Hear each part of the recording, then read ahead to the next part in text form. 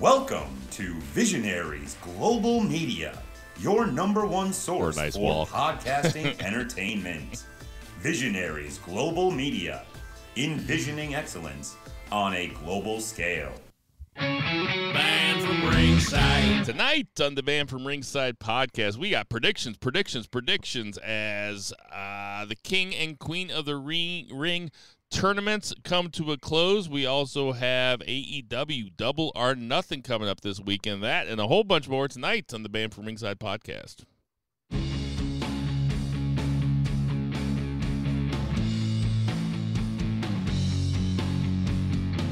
Ditch that 9 to 5. It's time to feel alive. Hello, Marks, and welcome to the Man for Ringside podcast. As always, I'm your host, Bill Vagey, a.k.a. Work Nowitzki. And sitting directly across from me, we have Jason Cornelius Bell. What's going on, JCB? BFR is back again, doing a little Midwest swing. And on that lovely note, I'll ask the congregation to bow their heads as I read from the latest edition of the Man from Ringside podcast, volume 360, chapter 3, verse 14, and the good smart sayeth, hashtag boo the heels, it's all good, baby. Listen, share, subscribe, repeat, the holy trinity of BFR. Predictions, of course, we're going to talk about all kinds of wrestling, AEW, WWE, might sprinkle in a little New Japan and little NXT. Well, let's kick it over to that West Coast, bring in my man, my nigga. Making his triumphant return, we have Two Beer Zach Pullman. What's going on, Two Beer Zach? Beer for listeners. Yeah, it's good to be back. I won't feel the need to furiously text you guys on Friday morning as you guys are probably trying to work or just do whatever. And I'm like trying to respond to conversations that happened 12 hours ago. Yeah, you felt so left out, didn't you? It's so funny because I'm just like, I want to talk and I say the thing, but I'm not on the recording. I really needed you on that Joe's the plumber joke that I told. That was good stuff. No Bo tonight. He had a late night of work and an early morning of work, so we will see him soon.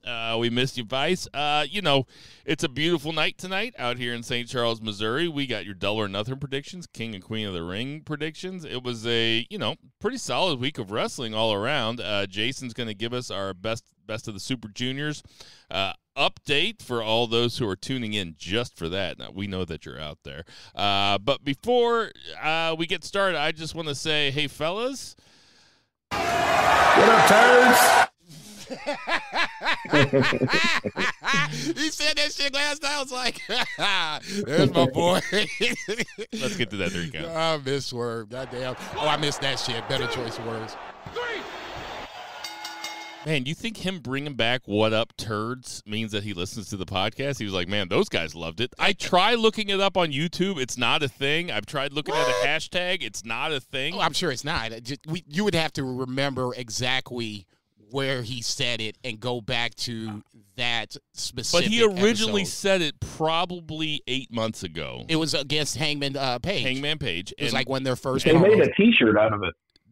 They made a What Up Turd T-shirt?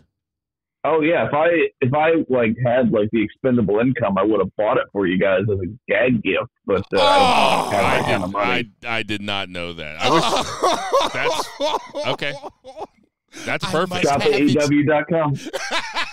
Not a sponsor. Jason, what's the 1 count? Oh, we should just do AEW at this point. I mean, we should. right. Go. No, then Zach, go ahead. You get the 1 count. I'll take the 2 count. Talk AEW. That's great. Oh, all right. Well, yeah. AEW Collision was actually in Portland, and it was on Thursday night, which is the night that we normally do the podcast. But I did not miss the podcast because I was at Collision. I actually missed the podcast and Collision because really, I would have definitely also gone to Collision because I got not 1 but 2 invites for free tickets, and they were both in private suites. And I had to give up on those because I love my daughter so much. She had a music performance that was very cute. So sorry, you guys were 3rd place on Thursday the 18th. But Fine, that's still fair. pretty high. No, that's fair. That's still pretty high. Look, I was getting ready to say, third place is bronze. We're sitting on the medal stand or whatever the case may be. It ain't exactly gold or silver, but we on the stand. That's all I can ask. We don't need to dwell too much on this because really the entire AEW storyline right now is just leading into Double or Nothing. But I will say Portland did me proud with their appreciation of Ospreay. Looked like a decent crowd, especially for a Thursday night. And he wrestled Shane Taylor, which is not a match that I thought I wanted to see. But then whenever it was announced, I'm like, oh, man, I kind of wish I was there for that one.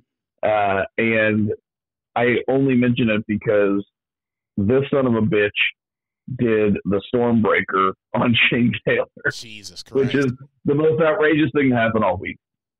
I popped. Yeah, I was like, no, he's not. No, he's not. And then once he got him off of the rope and started to walk him off, I was like, oh, this is happening. I was also like, he's not going to be able to spin him. Kudos to Shane Taylor for helping him out. Too. Yeah. He helped him out. Yeah, no shit.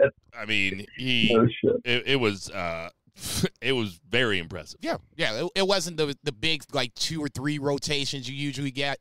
You got the one, and all I needed was just the one because that's all you gotta do, Kimosabe. We're good. Yeah, right. Anything else, somebody's gonna get hurt, so that's cool. You know what I'm saying? As much as I hate seeing Shane Taylor or any Shane Taylor Productions guys go down, that was impressive. I think it was that and that the tag match with Orange Cassidy as his partner on Wednesday night, where he did I felt like it was a double Pele kick where he bounced off the ropes and then did a backflip and then did he flipped over and kicked both of the guys. It felt like it was a double Pele kick or whatever. That was pretty impressive too.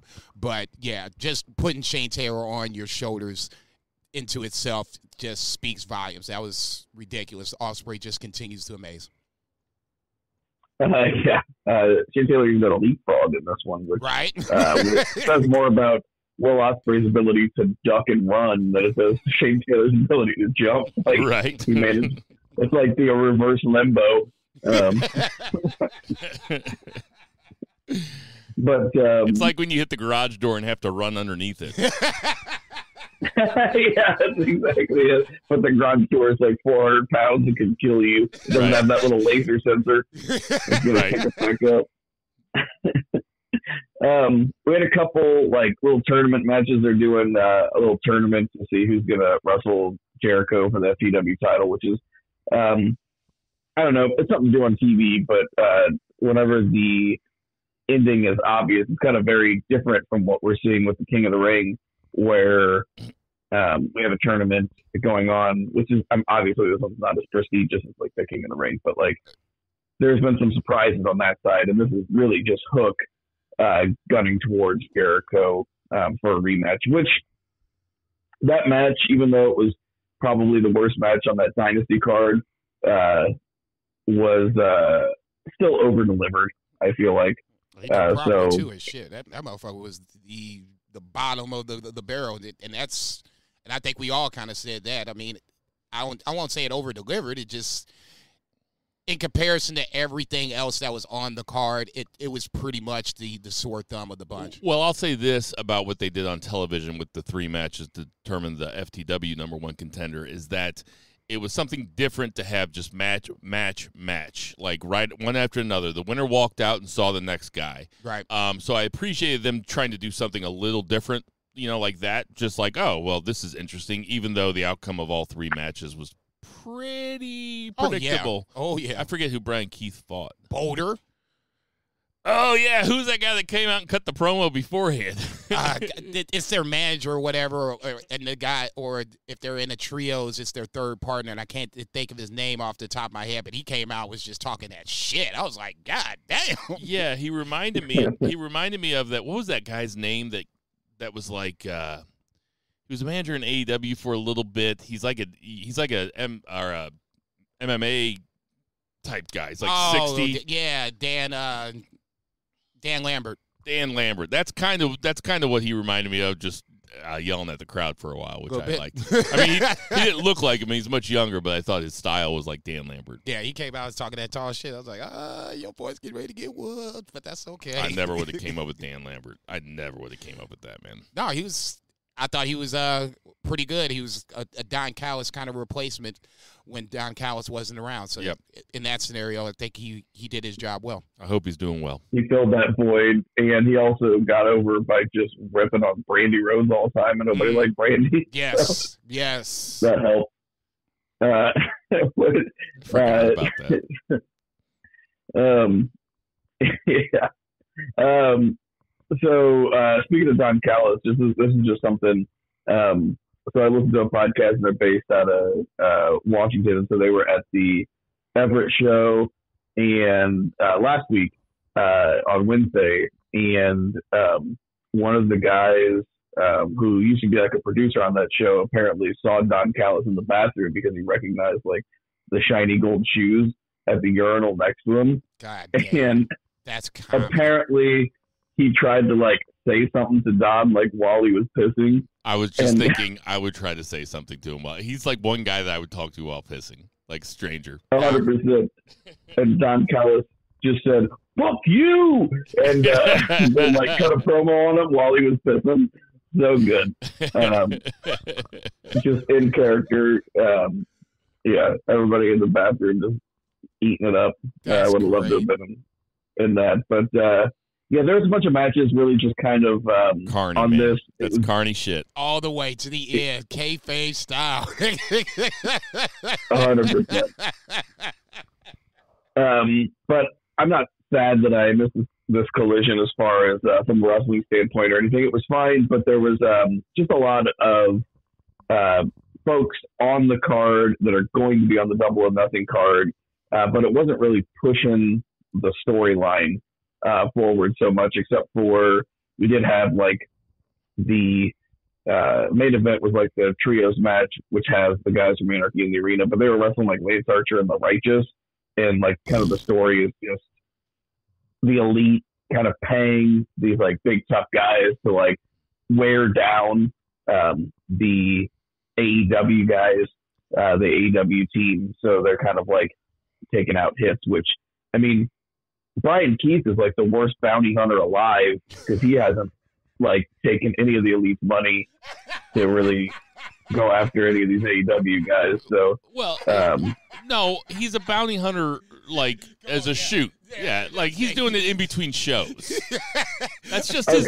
It's just his job title. He wrestles legit. You said that's the worst bounty hunter ever. You ain't even lying there, cause I was about to say, how much? Shit, fuck this match. Yeah, he's out there doing other jobs. Anyway. There used to be this guy that used to come into Jack Patrick's late at night on Friday nights and Saturday nights sometimes, and his name was Nico. Do you remember this guy? Yeah. He was big, big black dude that had a ponytail. I think I remember. I might have met this guy. Yeah, you probably did meet Nico. Nico was cool as fuck, but man, he was a repo man. He was like a legit tough guy. Oh, I do. And he would come, and we'd stand out on the patio at 2:00 in the morning, after some shots, and I would just be like, "Tell me a repo story," and he would just bust out. He'd be like, "Oh yeah," he'd be like on Monday, and then he'd just rattle off some shit. You'd be like, "What?" Yeah, I do remember this dude. That's what I think of when I see Brian Keith. Nico was a fucking wrestling character, man. He would come in rolling deep with like 6 or 7 guys, and he would buy everything for everybody. He'd be like, "Yeah, these are my guys." He like ran a business. He was a cool motherfucker. No doubt. That's awesome. I used to work with a like 60-year-old former crackhead, and I used to sometimes drive him to and from work, and I would say, "Hey, tell me a story," because he had a lot of them. Oh yeah. And my favorite, so he was a black man, and my favorite was that he used to take money from his neighbor to beat his dog with a newspaper so that it would hate black people. He's like, and I was like, "You did that?" And he's like, "That motherfucker paid me $5 a day. You're goddamn right I did that shit." Oh my God. It's the worst fucking thing I've ever heard. Anyway.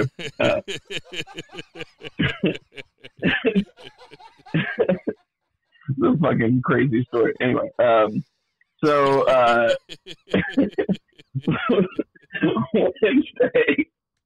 Wednesday was a better show than Saturday. He just can't get over it. I know. It's like it's such a thing. Like he was like, it's coming in waves. He's totally fine with it. He was totally fine with it. Say $5. Fuck this black race. Give me this newspaper. Oh man, you 100% know that's true too. You 100% know that's true. Yep. Oh my God, no. I got more I can tell you off there. I bet. Maybe I'll just dangle them out there. It'll be like a weekly right? segment. Hijack the show with some crack man jokes. I mean, I feel bad. He was like severely diabetic, and sometimes he would like pass out at work, and then he'd just like pop up like a Werther's original in his mouth and like keep going. Fucking wild existence. Anyway, I love this guy. He was great. So we had open up with that tag match, the aforementioned Orange Cassidy and Will Ospreay versus what was it? Roderick Strong and Trent Beretta. Sorry, I was getting confused because my favorite part about the Will Ospreay Shane Taylor match I didn't mention was Roderick Strong on commentary. He's real good. He had zero personality in NXT, even though he was a fantastic wrestler. He's really good personality-wise, and he's still a fantastic wrestler. So really liking his character here. But Don Callis was on commentary for this match, which is always a pleasure. But, man, they really beat down the baby faces here. And Orange Cassidy actually took a pin. Ospreay juiced. I mean, they're kind of really doing a lot to show that, I don't know, you can think of it in terms of, we'll get to this with the predictions, you can think of it in terms of making the baby face, giving them a beat down so that they get their retribution and wins whenever on the pay-per-view. And that's kind of like classic wrestling psychology, but you can also think of it in terms of like they're doing that and then they're still going to get cheated out of their wins on like some real deal heel shit because Don Callis is in the mix. I don't know. We can talk about that. What did you guys think of this match, though? A lot of good workers in here. Yeah, the match was really good. The commentary was really good. I also completely forgot about Wardlow. Like, when he came down, I was like, oh, yeah. I was like, dude, they got Wardlow. I said the same damn thing. You just think about Roddy with the Kingdom, and it's those three. Like, you really, I don't know. I guess we haven't seen him in a little while. A couple weeks. I mean, realistically, the last time we saw him in like a match was against Samoa Joe, and I think he might have had a match after that was a squash. I mean, it just kind of just reaffirms, just the fumbling of Wardlow in whatever form or fashion. I mean, when he came out and I think it was he tagged Orange Cassidy, I think, sounds right. I was just like, oh, yeah, huh.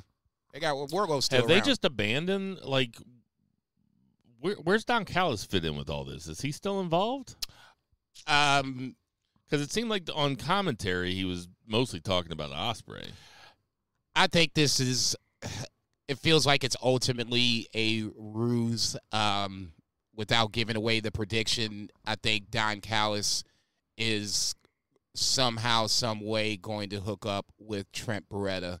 It kind of feels like the most obvious choice. I can't see OC flipping heel and going with Don Callis. That doesn't even make sense. There's always been kind of this loose affiliation with Ospreay since Wembley last year when Callis brought Ospreay in to specifically face Chris Jericho.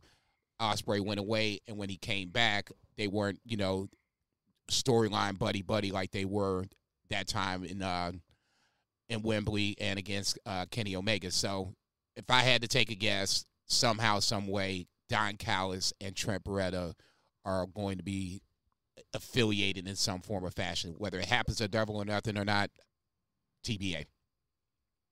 Yeah, so whenever Ospreay was not signed, he was a heel under Don Callis because he was heeling it up in Japan too, and he was wrestling like Orange Cassidy, right, at Forbidden Door, so definitely a heel. But whenever he signed, like he's like the biggest babyface in the company, and but he's still with Don Callis, and so they're kind of working the storyline, I think, to get him away. So I think you're right, but you know, Callis on commentary, I think what Shivani said, you know, and Ospreay is, you know, nominally, you know, in the Don Callis family, and Callis is like, you mean contractually, Shivani, as in on paper? So like he's like really pushing it that yeah, it's like the Ospreay Callis like story, but it's kind of interwoven with this, and it's a little muddled, but I think that's intentional, like the muddying the waters a little bit, because it's always been weird that Ospreay is with like Takeshita and Hobbs and those guys now, whenever he's such a huge baby face and he doesn't really fit into that. But yeah, what do you guys think is better, the Pinnacle or the Undisputed Kingdom? Undisputed Kingdom. I can name the Undisputed Kingdom, guys. I would almost be hard pressed to name the Pinnacle at this point. MJF. It was Tully Blanchard, MJF, FTR, Wardlow. Yeah. I thought Sean Spears was in it. Oh yeah, and Sean Spears. Okay, see, there you go. So that's what I was saying. I mean, I wouldn't even have thought about Tully Blanchard because he was like the manager or whatever, but I guess that's the same thing with J.J. Dillon. I love the Horsemen so much that J.J. Dillon is a part of the Horsemen, whether I named him or not. I would just name the wrestlers. But, yeah, the Pinnacle, I'm sorry, just so much potential, and that never even got off the ground. Wait, when you said Tully Blanchard, were you being serious? I'm being dead-ass serious. He was in the Pinnacle? He was their manager. He was like the manager, yeah. Okay, yeah, I wouldn't have gotten that. Yeah, but he was FTR's manager when they first came over. Yeah, I think the Undisputed Kingdom makes more sense. Yeah, like I said, I can at least name the guys, and at that point, they've, as much as I've disliked them and the booking of them in certain spots, they have a little bit of longevity in comparison to the Pinnacles. Yeah, I'm going with Undisputed Kingdom for 100 hours. Right on. Just a little trivia, you know, a little flavor of the one count. It made me think shit. So we got Matthew and Nicholas Jackson backstage handing out photos of Darby Allen to security that show that he is banned from the building, not banned from ringside. We don't have to hit him a cease and desist. It's fine. I was about to say, man, if that was going to happen, I was going to let you do that because that's your boys right there. Hey, listen. The Trios Champs come out. Jay White's cutting a promo. It wasn't really going over too well. I actually heard somebody yell like right before Pac's music hit. They're like, "Who wrote this for you?" Jay White's really good promo, but I don't think the fans were incredibly receptive to. I think it's more the Trios thing. I really think it was just like all that shit with the Acclaim just really dragged all this shit down. But this is a little bit more interesting. We got Death Triangle and the Bang Bang Gang, and was probably going to be a Bang Bang Bang Gang Banger match. So Gang Bang Gang. Gang Bang Gang. Man, I wish I would have remembered the date that Renee actually said Gang Bang Gang. Gang Bang Gang. I think it was on like a pre-show. Like but she accidentally said it. It was so good. The Gang Bang Gang is actually a mixed faction with Brad Maddox, Xavier Woods, and Saraya. Stop. Holy shit. You ain't shit. God. Oh, damn. man. I'll just say this. Been sitting on that one. Yeah, I bet you have. I agree with everything you said, Three Beer. I had very little interest in this promo until Death Triangle came out, and then I was like, okay, Raggy. And now you piqued my interest. I could care, and this is sad for me to say, I could have cared less what Jay White had to say up to that point. Couldn't care less. I will say this, that on Collision, where Pac was like, make me care, make me care, make me care. I thought that was a really good promo by Pac. I thought that to have the Bang Bang Gang bring him out after they beat him up after that was effective. And I thought Jay White, listen, I like funny. Jay White going, is it Pac? Is it Pac? Is it Pac? Is it Pac? Is it Pac? Was really good stuff. Very funny. That's good heel shit. Jay White's funny. It's actually gotten me. I mean, I agree that the trios thing isn't that interesting, but I do like the story between Pac and Jay White. I think that, it's two guys that can challenge for the belt at any time, but they are on that. They're on the lowest rung. They're like the lowest guys on the card that can challenge for the belt at any time. Yeah. God, that sounds horrible. They're high on the card though, and they should be fighting each other. I'm cool with this. No, I would say this: if we're even talking about getting trios matches back into regular rotation, for lack of a better term, have them be a storyline weekly or whatever the case may be. This is a good start. Trios matches for me are more like I would describe them like a party match, like Three Beer would always like to say. Oh, this match is going to be a party match. Right, and that to me is the appeal for six-man trios, whatever you want to call it. So in that scenario, if you want to do it and keep these belts in rotation, fine, do it like that. Outside of that, I mean, there's just not really any appeal right now because I want Jay White, I want better for him. I could care less about the Guns. The Guns are fine. I also want to say this about the Bang Bang Gang. Maybe if I want to know what wrestlers I'm going to be cool with, I should just think about the wrestlers that I hate a year from now. Like, who do I hate right now? I'm probably going to be cool with them a year from now because I am cool with the Ass Boys. And I'll say this, that the Bang Bang Gang has the best entrance in wrestling. Wow. Great entrance. Great music, great entrance. Great music, great entrance. It's cool. I'm not disagreeing with it. Did you say the best? I can't think of a better one. Okay.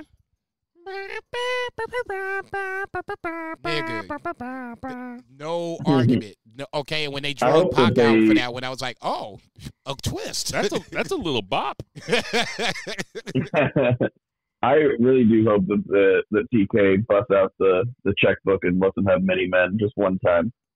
Oh, I'm sure. Well, he did it, but I'm sure he'll do it again. I'm going to say it's right there. They did it? Yeah.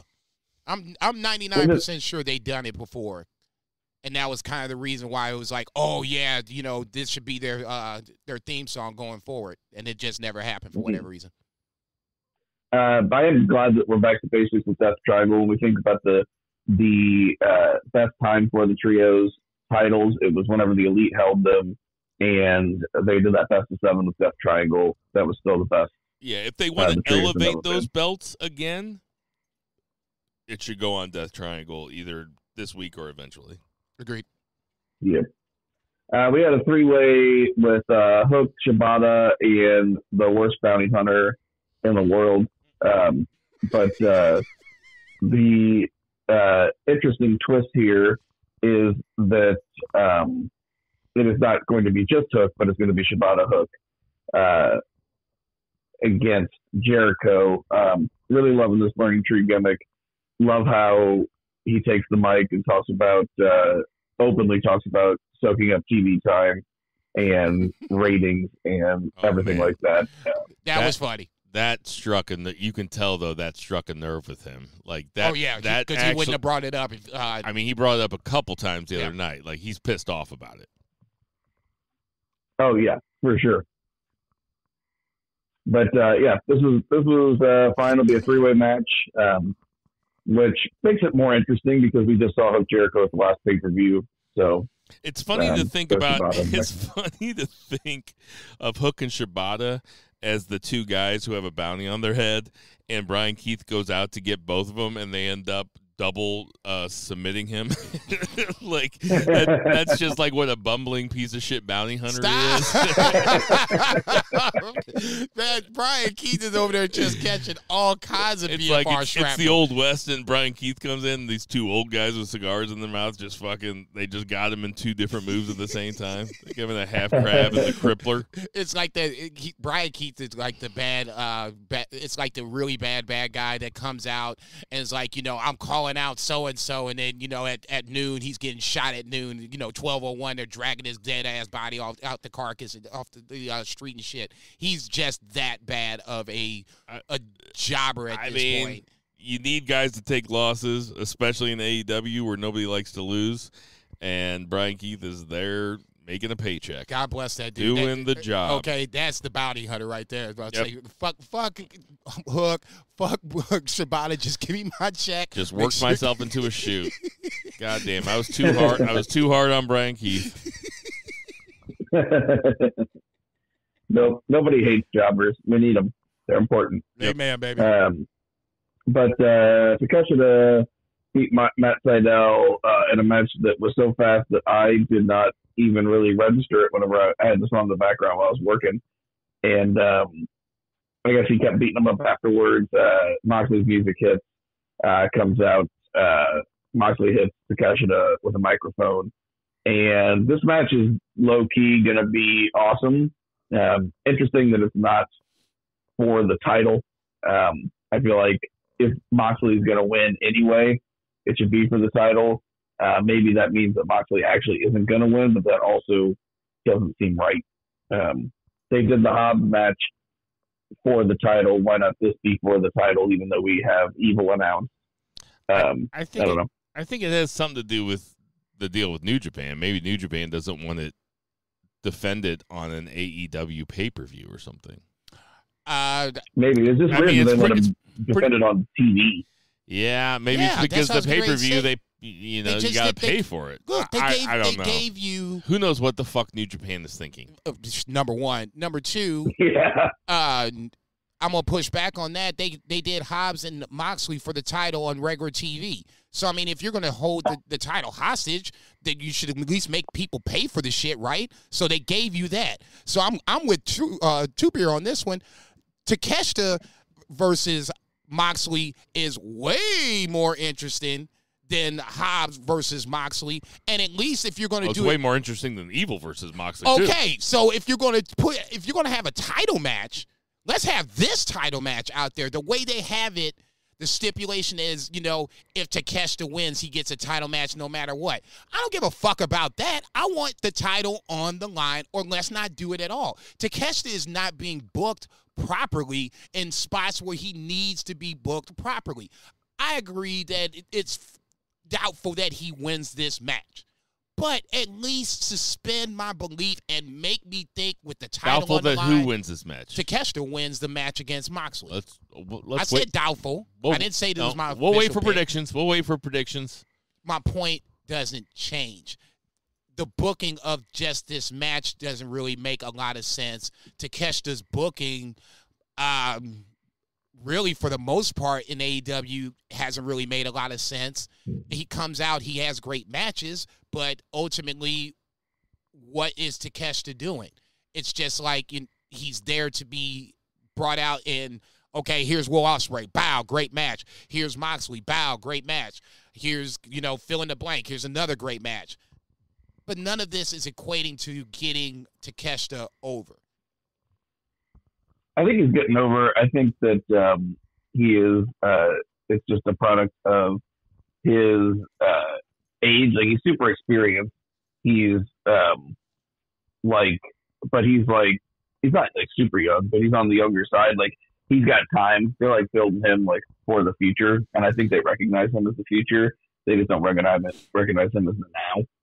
So they're giving him positions to shine and play a heel. But I think ultimately his babyface turn, that's going to be the big, that's going to be Takeshita's like moment in AEW. Yeah, I think that they are booking. I think that Takeshita is over, and I think that it's only a matter of time. And I remember how I was laughed at when he said that, when I said that he was going to be a champion, or that they should put a champion. Not necessarily by you guys. I don't remember what you guys said. I do remember what somebody said. I remember that shit. Talk about me holding a grudge. No, look, for me, I love Roddy as the international champion, but I've always said that Takeshita makes way too much sense. Will Ospreay, for that matter, too. They both travel to and fro. So, either or would make a really good international champion if you wanted to play it like that. But like I said, no disrespect to Roddy Strong. He's a great champion, great wrestler. His personality, not personality, but his character has improved greatly from the NXT days when he really didn't have to be a character per se, versus now where his character has come out and shined a little more than it has in the past. So, in that scenario, I would love to see either or Takeshita or Ospreay be the international champion. But like I said, no shade to Roddy Strong. He's doing his thing. Buster backstage with Swerve, that's whenever he called them turds. Also told them to hit his music, which is pretty good. And they're like, yeah, we don't do that. Like, so good. And the match was Swerve Strickland versus Nick Wayne. This was a good match. I've seen these guys wrestle before. But it is interesting they didn't do this last week in Everett. Like Nick Wayne, he isn't even just like from the area. Like that motherfucker was born and raised in Everett, and Swerve is definitely a Defy guy. I think he's like born in Tacoma. So it was interesting they didn't do it, but it was still a good match here. And of course, it's really all about the build for Christian Cage, and they had Swerve beat him with the Swerve Stomp, and then Killswitch comes out. There's a bunch of fuckery. Christian Cage, Mother Wayne come down. Christian ends up running away, getting an SUV, and laughing, and then driving off. But then another SUV blocked the way, and then Prince Nana not only he took a drink of coffee, he pulled in front and braked hard and took a drink of coffee and nodded. I thought that was a perfect reintroduction of Prince Nana here. And Swerve pulled him out of the car and beat his ass. This was fun. The match was good. Segment was good. It built to the main event of the pay-per-view. I thought this was all good. Best possible use of Prince Nana possible. God. That was amazingly funny, dude. It was so fucking funny, man. I didn't even. He is funny. I didn't even think Prince Nana. I just thought it would be random car, guys just happens to block Christian Cage from escaping or whatever. And when they did that zoom in to Nana and he just kind of did the head nod, dude, yeah, I picture him with his feet up on the dash, but I don't think it was. I just know he was looking cool as fuck. He looked so cool. It was so well done. Yeah. I'll say this about Nick Wayne. In Everett, he destroyed Jack Cartwheel, so it's not like he came home and took the L. I think that was purposely done to build him up, make him look really, really good, and to have the lead into the match versus Swerve, somebody that's a very common opponent of his. They had really good chemistry. They had good chemistry here. As once again, the pattern sticks. As somebody who gave a lot of guff to Nick Wayne when he first came around, I think that they're using him perfectly. He wrestles some good. He's getting TV matches. He's learning character stuff. He's still 18 years old, maybe 19. That's wild as hell. And he can really wrestle for a while. I mean, he can really wrestle.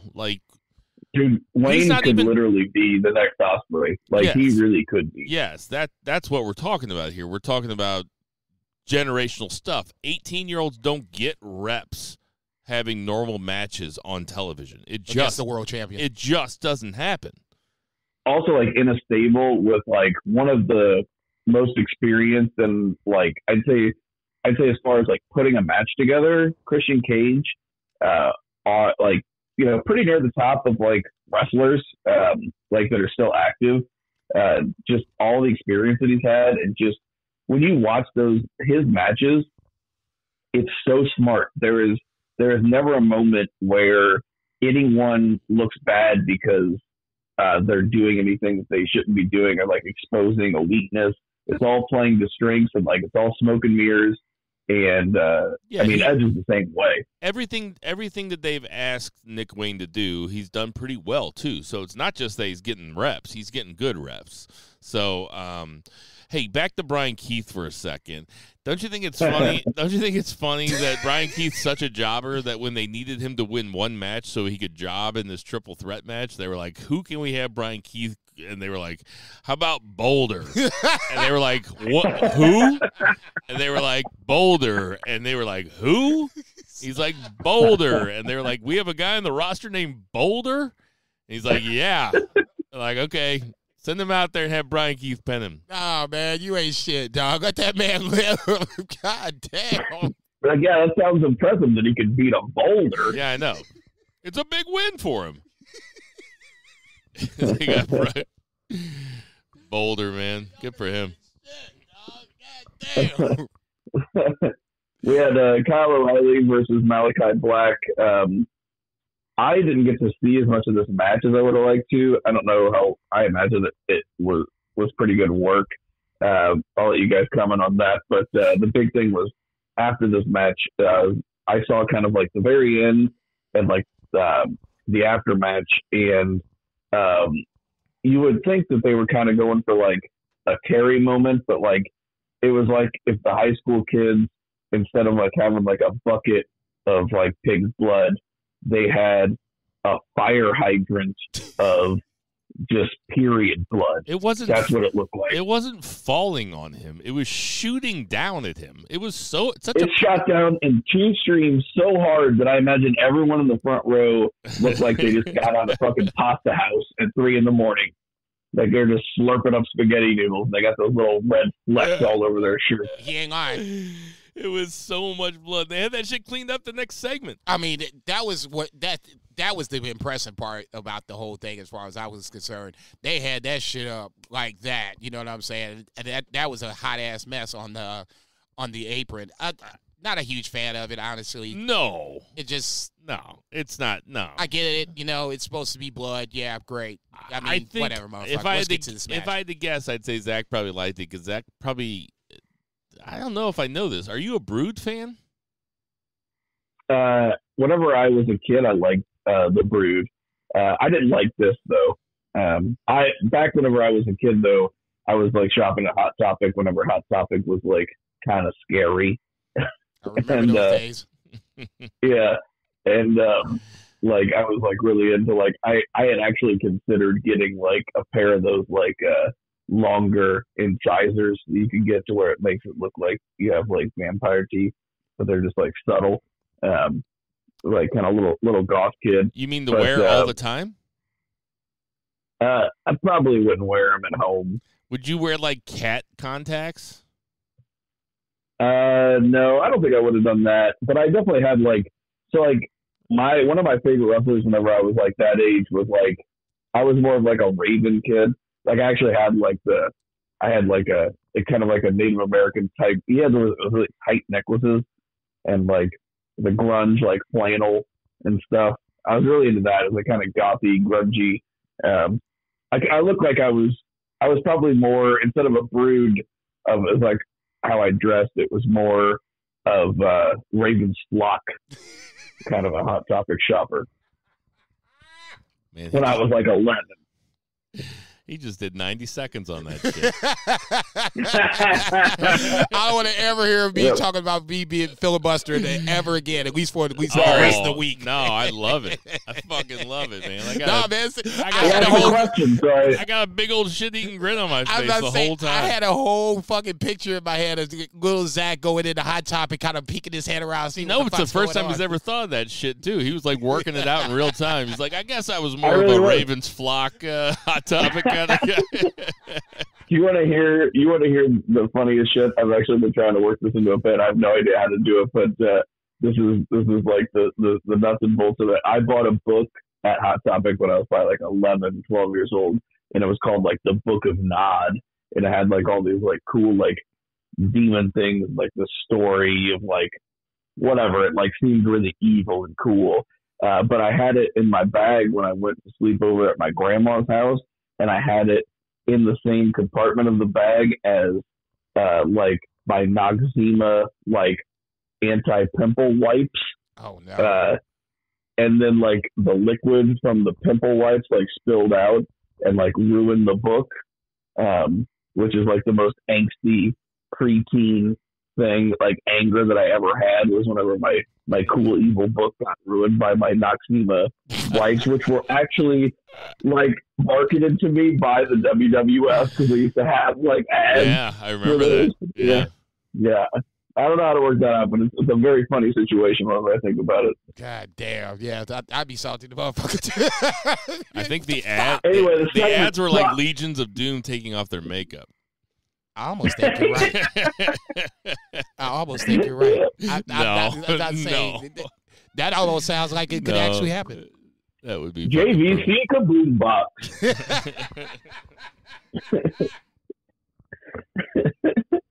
But yeah, this sucks. I imagine the match is going to be good. And we'll talk about who we think will win with the predictions. There was Toni Storm and Mariah May with Saraya and Harley Cameron. This was fine. Poor Serena Deeb. It was whatever. What's that? I said, poor Serena Deeb. She's supposed to be the baby face in this angle, and you know, it's just like we said last week. You said it too. Toni Storm is so over that anybody across from her now is just, you know, public enemy number one. And everything that has been done in this storyline has kind of made Toni feel like Toni should be the heel. I mean, you know, she kind of disrespected Serena Deeb's flag, you know, cheesy as it may be. You know, you just don't do that. So Serena did what people, you know, should do when they feel disrespected. Even a babyface, you know.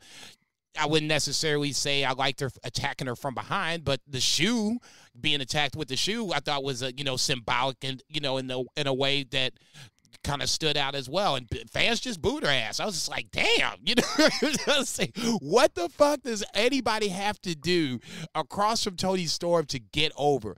That's why I keep saying Mariah May is the one person that I think fans would actually have to be like, okay, what the fuck are we getting ready to do kind of moment, because Mariah May is getting over just being next to Toni Storm. I think Mariah May is a really good wrestler too, but I think the main reason she's over is that she's Tony's sidekick, at least for now. Also doesn't help that she's incredibly hot. Stevie Wonder can see that. I was going to say, you know, to me, that was like geometry. Here's the given. Now figure this shit out. Yeah. We can talk more about that matchup with predictions, and matchup that we never thought we could have predicted. But we could have predicted how bad it was going to be. Bryan Danielson versus Satnam Singh.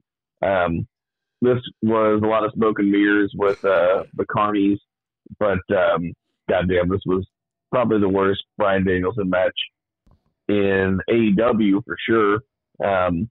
He probably had a worse match against like The Miz or something, but it's been a while.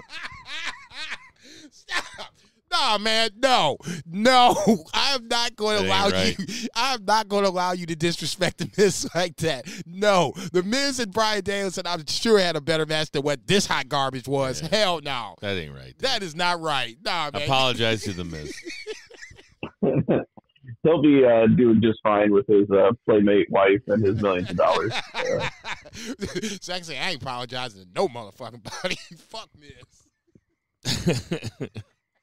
Satnam, he's probably a cool guy, but I still got to rip on him because I think he sucks at wrestling. But I still think he's probably a great person. He seems like a really cool guy. I would love to hang out with him and talk wrestling, and also tell him that I don't think he's very good at it, but I'm glad that he does it. Who do you think would have a better G1, The Miz or Roman Reigns? Oh my God, Roman Reigns by a mile. Now, see, you just did that for your own personal pleasure, man. Fuck you. See, they ain't got I'm not sure I'd buy it.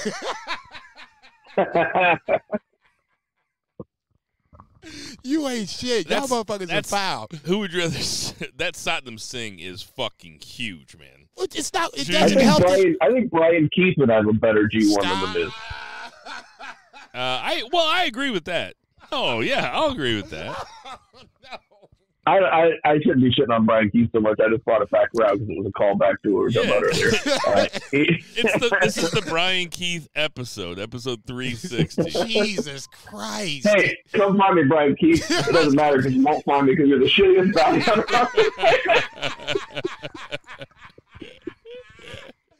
God damn, Brian Keith is just getting waylaid on 360. It's Jesus. so good. That doesn't make no damn sense. Bounty Hunter's a cool gimmick, too. It would be cool if he actually got a bounty. There you go. I just jumped on. Saddam Singh is like, what, 8 feet tall? Danielson's barely 6 foot. So, I mean, my God. in that scenario. It looked cartoonish. Yeah, it's just, it was hard for me to even be like, okay, this is a deal. We're actually doing this. But Daniel Bryan's, he's a regular sized dude, though. Like him, I know that he's not 6 foot tall, but he's a regular sized person. I'm just saying, if that's what I would look like next to Satnam Singh, that's amazing. Yeah, it was the visual. What does that guy look like next to Shaq? They might have, Shaq might actually have to R2-D2 and C-3PO. To me, the match was what it was. Fast forward to the finish. That's what we're all here to, to ultimately see what was going to happen when Danielson was getting stomped out, who was going to come out and make the save. Now, I've seen plenty of saves in my time, but flamethrower, that's a new for me. I don't know why or who decided they wanted to come up with the flamethrower. So be it. I mean, if that's what it takes to, run the Elite off, I guess. I don't know. That was like the cherry on the top of an over-the-top finish. You know what I'm saying? Probably wasn't even needed, but I get why we did it. To me, the flamethrower seemed like something that was probably a cooler idea when they were on a bunch of blow. Like when Tony Khan is geeked out of his mind and he's talking to his yes men. He's like, "What? Darby Allin come out with a fucking flamethrower." I love that Tony Khan was like dropping your son off at his first day at school. Give him the pound or whatever. Go get him, champ. Yeah. Give him hell. But if it was anybody else but Darby Allin, I would say that it was ridiculous. But Darby Allin comes out with a flamethrower, and I'm like, that's on brand. Yeah, he's the only, right. It's the only guy that it would make sense for. Yeah, so at that point, I can't kill it, but it's just like, really, a flamethrower? Okay, all right, TK, do your thing, man. Shit, you a billionaire. Who the fuck about it? Brian Keith comes out with a flamethrower, but he actually it's facing the wrong way, and he actually shoots it backwards.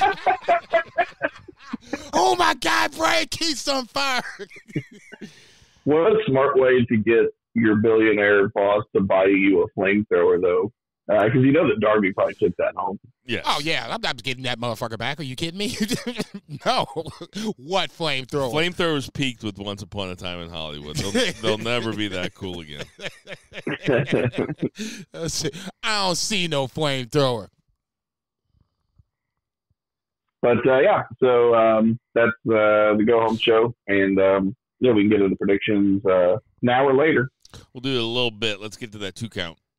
So we're going to go AEW, WWE, then we'll do predictions, then we'll do some odds and ends at the end. Sounds good. 1, 2, 3. JCB, what's the 2 count? 2 count. Obviously, we're going to talk a little WWE. Let's jump over to SmackDown on Friday night, where we had a couple of interesting Queen of the Ring matches. Obviously, we talked last week about Tiffany Stratton maybe not being on the card. At least that's what I heard. Surprisingly and pleasantly surprised, she was on the card. She faced Bianca Belair in the curtain jerker. Bianca goes over.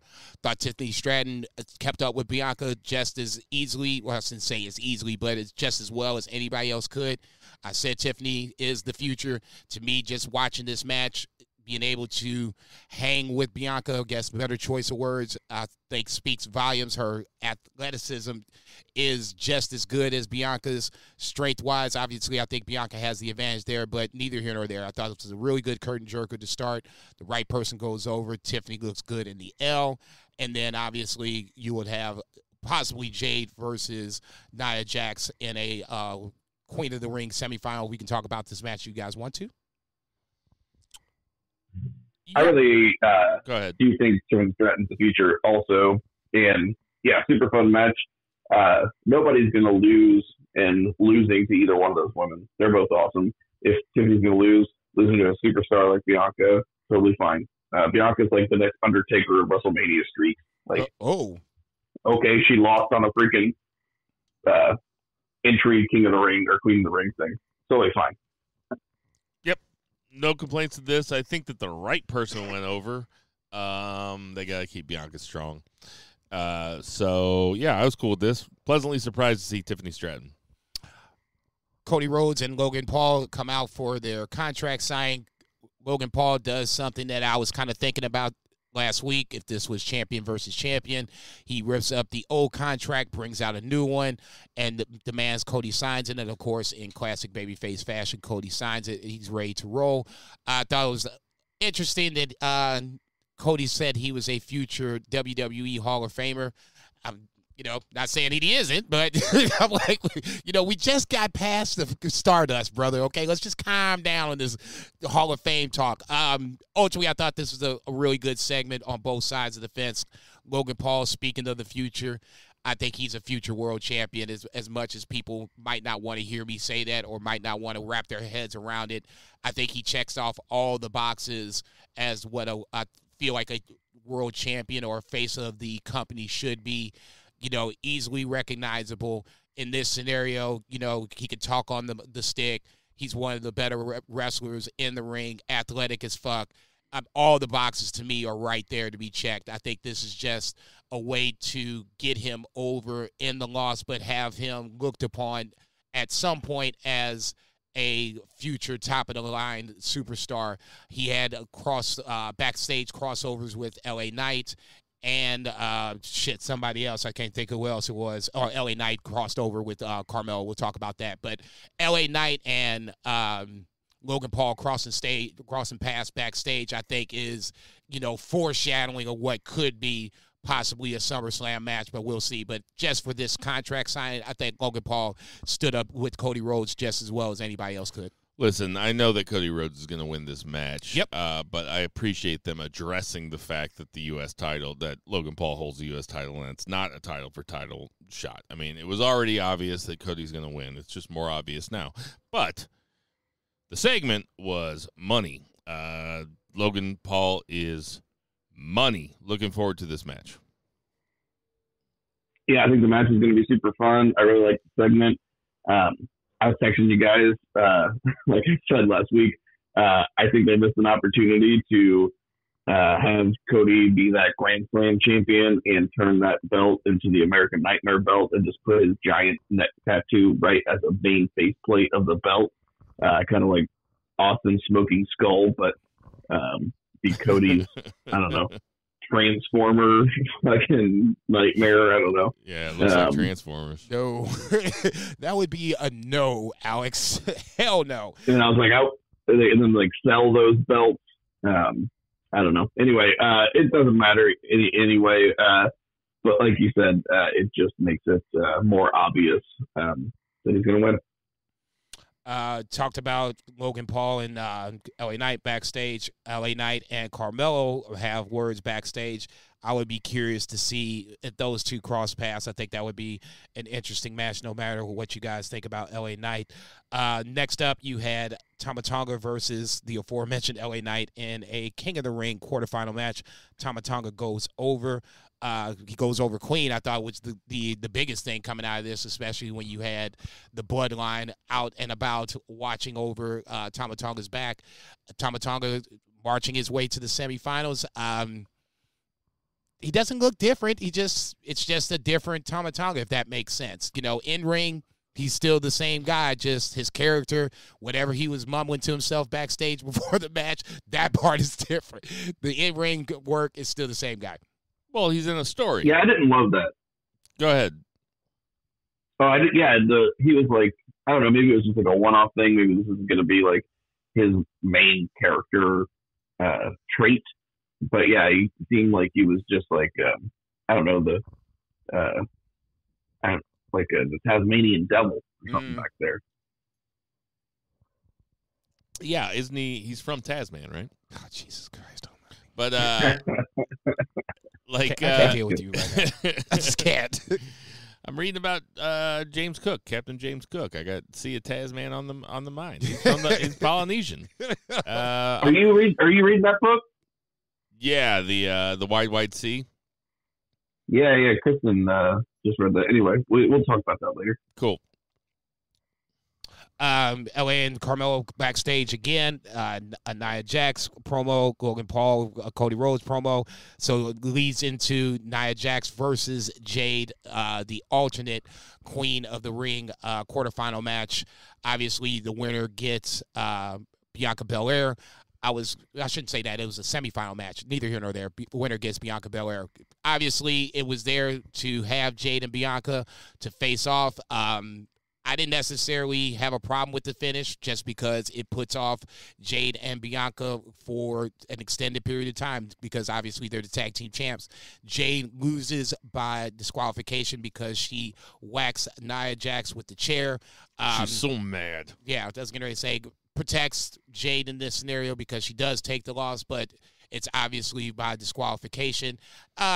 This was okay. I thought, we could have drug this out a little bit longer, at least time-wise, but ultimately it got the job done that I think they wanted to do. Nia Jax advances, Jade takes a loss, and I'll use that in quotation marks, and now you have Nia Jax versus a wounded Bianca Belair. Winner goes to face Lyra Valkyria, which we'll talk about that in a little bit, at Saudi for the Queen of the Ring final. So obviously you can talk about Nia Jax beating Jade in a... Well, I don't want to ruin my predictions, but, I think Nia Jax is going to win the whole thing. I think that she's going to be Queen of the Ring. So this makes sense. I think that she goes over Bianca in a similar fashion. And I think that she beats Lyra Valkyria. But that's for predictions. That's mine. There's a little nugget for you guys. Three Beer, any thoughts on Nia going over Jade or what's to come with Jade and Bianca?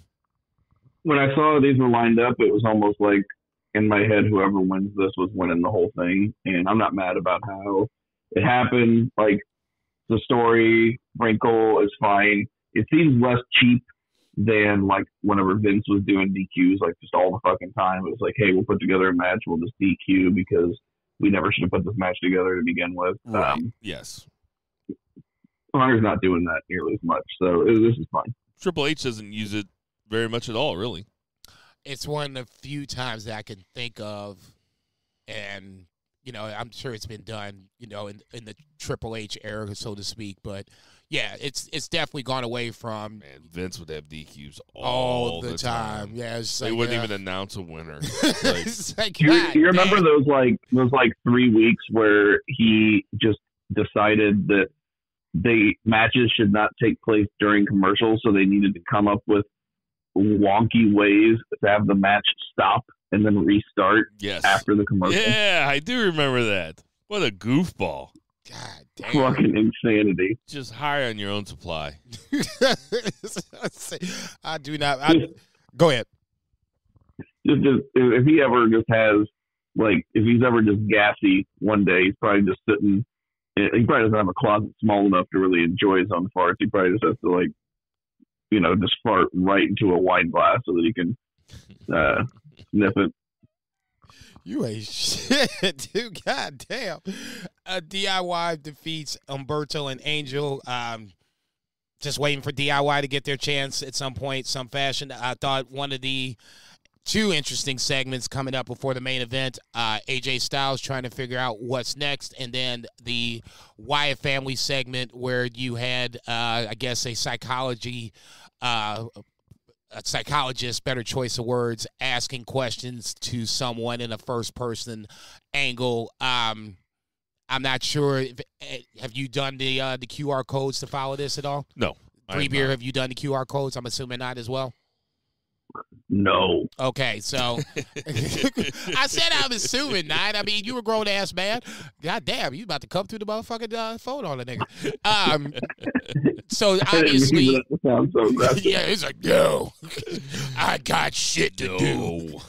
So obviously this is all interconnected and it's just dropping with nuggets. I haven't looked at the QR codes either, but it's all building up to some crescendo where the Wyatt family is reborn in some form or fashion. Where is this going to happen? Is this going to happen Clash of the Castle? Is this Saudi? Is this SummerSlam? Where's your best guess to where the Wyatt 6, I guess, is what they're going to be called, is going to make their first step out of appearance? SummerSlam. Well, no, what's next after Queen and King of the Ring? Clash of the Castle, I believe, is next. When's Money in the Bank? After Clash, I think. I would. Yeah, I was going to say. I don't think that they're coming out. That would go to SummerSlam is on August. SummerSlam seems like a really far way away. That's what I was thinking. I don't know. 3 beer A guesses? I don't even have a guess. Yeah, it seems weird. Maybe Clash, because it seems so weird to do it in Saudi, because that's just like such a. I mean, they're better than they used to be. Well, but they used to I mean, Saudi is where Bray Wyatt lost to Goldberg in 3 minutes. Jesus Christ, dude! I mean, come on, man. He's not wrong. Look, okay, on the. Is this the day or like within the last 24, 48 hours of Bray Wyatt's passing? That's what you're going to fucking bring up? I'm not making fun of Bray. I'm saying it's not really good on the Rotunda family. It's not really a happy place. It's where he lost to fucking Goldberg. Okay, so let's try to wipe the state off. The rise of the Wyatt 6. No, I have no idea. I was getting ready to say this feels like a very slow burning angle where Triple H is going to take his time with this. I can't say I'm curious, all right, but don't take too much time. All right. Ultimately, yeah, because for me, I'm already on the waning interest to begin with. You just keep dropping nuggets, I still won't care until something actually happens. That's just me. Main event on SmackDown, King of the Ring tournament match. You had Randy Orton versus Carmelo Hayes. Obviously, Carmelo Hayes winning last week over Baron Corbin. Falls to Randy Orton this week. I thought we were making fun of Saddam Singh and Brian Danielson's size. This is where, as much as I think we all like Carmelo Hayes, when he was standing across from Randy Orton, I think that's going to be his biggest hurdle on the main roster. He's little. He's a little guy, and he's going to have to, his character and his in-ring are going to have to be twice as good to overcome his size. Don't get me wrong. I like Carmelo Hayes. I thought he was great on NXT, but this was the first time on the main roster I was like, oh, okay, this is going to be a thing, because Randy Orton is, a typical main roster kind of guy, big, tall, strong. So Carmelo is always going to look like the smaller guy. Maybe he needs someone to, he needs a heater maybe. Obviously Trick's not around, so maybe that might be a thing, but to me, that's going to be Carmelo Hayes' biggest hurdle, is that his size is going to be. Oh, Jesus fucking Christ. No. Omos. No. Don't you start giggling, motherfucker. No. They should do an angle where Carmelo Hayes is MVP's son. Dude, Vince would have called Carmelo up, and he would have, called him, Elmer. And made him like a school janitor or something. He would definitely just be Carmelo by now.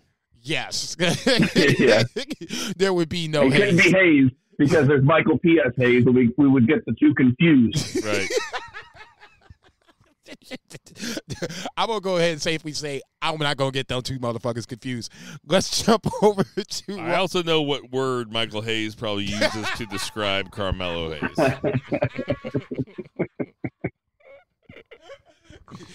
Talent? Yeah. Talent. Alpha Academy opens up Raw to start the show. Chad Gable addressing the Alpha Academy left and right. Sami Zayn comes out to, I guess, not even to make the save, but they have a match set up to go after the Alpha Academy segment. Chad Gable was doing just amazing work as a heel. I know he was a heel before. The shush, it was funny. This feels like it's drawing heat on Chad Gable, and it's getting Otis back over as the sympathetic feel. It's doing both of those things. Did you hear what the crowd was chanting with Chad Gable's music at the end? You suck. They were giving him the you suck. That's the ultimate, tip of the cap, the nod of the head. It really is, because they've never used Angle's name. It's never been overtly Angle. It's Correct. just Angle vibe. Yes. Big time. And he also looks like him. For sure. Obviously, and the American medal. thing, so the crowd picking up on that and then giving them the you suck, I mean, it's what I've been saying for years. Like, why wasn't Chad Gable Kurt Angle's son? That could still be kayfabe. I think you already kind of fucked it up. I know. Jason Jordan has entered the chat. Damn. It was right there. It was right there. And the crowd's going to do it anyway. No, I think They should bring Angle back and be like, I got the wrong Alpha Academy birth certificate here. My bad. They did a switch in the referee room. And have Kurt Angle be like, I thought it was weird that he was black because I've never slept with a black woman. But, I just kind of rolled with it because the kid looked like he needed a dad. I mean, what the fuck, dude? There's white kids out here with no dads, too. Goddamn. Hey, no, this is not a racial thing. I know. I had to fuck with you for 30 seconds. LWO has a segment, not even really worth talking about. It's more so for Rey Mysterio. Braun Breaker just killed some poor jobber. I can't even remember what his first name was. Cale Dixon. Thank you very much. The chair shot on the steel steps. I know he didn't hit him hit him in the head with that chair shot, but just the visual of it. Can we just talk about how fucking badass Braun Breaker is right now? I love the angle because you see, okay, you didn't put me in the King of the Ring, bet. Now these motherfuckers are going to start paying. That's all it takes in wrestling, man. He's got one little grievance, and that's enough to have a character go on a fucking spree for the next couple of weeks. Zach, where you at on Braun Breaker? Couldn't have done him better, this week. He looked, dude, I felt so bad for that guy. The crowd wanted, the only reason the crowd was booing was because the referee stopped the match and he could not continue to kill this guy. They love him. Dude was working. Yeah, they fucking love him, and he's pissed off at fucking Adam Pearce, the ineffectual. Well, he's not ineffectual, but Zach, last week, did you like my Mirror Knees Not comparison with the LWO, LDF stuff? It's over my head. I'm unfamiliar with the reference. So, George R.R. Martin, he always talks about how he rode himself into a corner. Okay. I know exactly what you're talking about now. Yeah, because they were all in Marine, and he's like, I don't know how to get these characters out of here. He's like, I wrote myself into a corner. It's the Mirror Knees Not. That's where we're at right now with the LWO and Legado del Fantasma. I love that. They can't write themselves out of it. No, they're interconnected no matter what. I don't know. I guess it is what it is. I want Ray and Dom again. That's it. Outside of that, I can care less what you do with the LWO. That's just me. Lyra Valkyria versus Io Sky and the Raw side of the Queen of the Ring. This was the semifinal match. Winner goes on to Saudi. Lyra Valkyria pulls the upset, beats Io Sky. I didn't expect this coming. I just assumed this was going to be Lyra Valkyria losing in a strong fashion, but surprise, surprise. Io takes the L, says some words, going out of the ring to Lyra Valkyria, but Lyra Valkyria going on to Saudi. Was this a surprise to you, Bill? Yes, it was a surprise to me. I thought that I thought she would have a good showing, and she would eventually fall to Io Sky. This match was 19 minutes long. They let these gals go, and go they did. Io Sky, I'm such a mark. She fucking rules, man. She's the real deal. They really did her a disservice with her title run, I thought. I know she had the title, and that's what the rebuttal to that would be. But, yeah, this surprised me. How about you, Zach? Yeah, especially because she had just got off the title run. kind of a pleasant surprise at the same time. Kind of goes to show that they're pretty high on Lyra Valkyria, which is cool. Like, there's a whole reason that NXT exists, and it is to invest in the future and to prepare future stars. And it's cool to see them actually doing that. Because, again, like, a million reasons to shit on Vince, but I just keep shitting on his booking over, like, the past, 5 years. Like, how many times do we have amazing characters in NXT come up, established stars in NXT, and he would ruin them within 3 weeks? Bobby Roode, excuse me. Yeah. I mean, you can see that affected Hunter, and he is not doing that. Whenever somebody shows promise and they're giving them the run in NXT, they're calling them up, and they're calling them up as stars, and they're elevating them. And that doesn't mean they win every match. That doesn't, they're still going to 50-50 to some stuff. They're still going to lose to some top stars on the card, like see Bianca pinning like Tiffany, and that is not the end of the world at all. That's just business. It's just good business.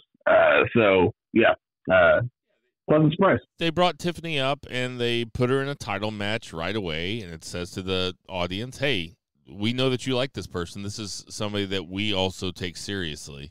So I wouldn't say that she's made, but she will be very soon. Oh, yeah.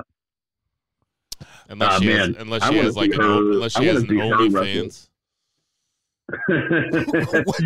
Unless she pulls a Mandy Rose.